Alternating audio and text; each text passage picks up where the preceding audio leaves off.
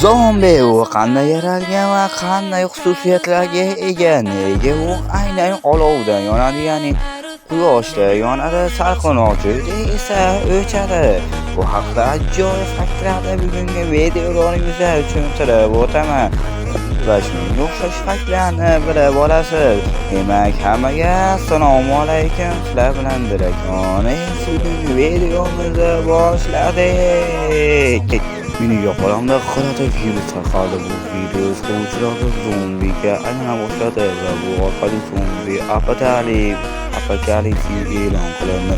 Bu orqali juda ham tezda zombilarga aylanish kuchayib ketdi. Qayerga qaramay, qayerga yurmay, hamma joyda zombilar qoplab olishdi. Hamma quvuvchilar butunlayga zombiga aylanib, har xil aqldan ozdi va turli xil kuchlarga ega bo'lgan har xil aslahaga ega bo'lgan kuchli zombilar ham paydo bo'la boshladi va bu orqali zombilar juda tez tarzda dunyoni egalladi. Har bir xaroba, har bir uy, har bir joygacha zombilar bostirib kela boshladi.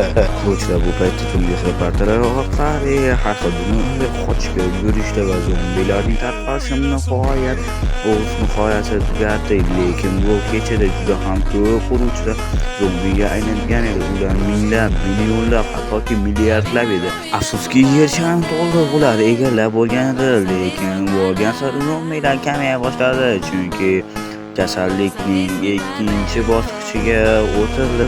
Ikkinchi bosqich kasallikning zaiflashishi.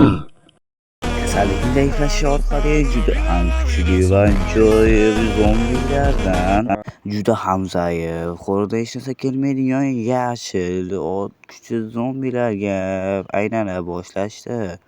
Ular shunchalik zaiflashdiki, hattoki quyoshda ham joni ketib o'la boshladi. Ular salqin joyda tura olmasdi. Ular salqin joyda turgandagina o'lmasdi, qolgan vaqtda quyoshli joyda o'lar edi.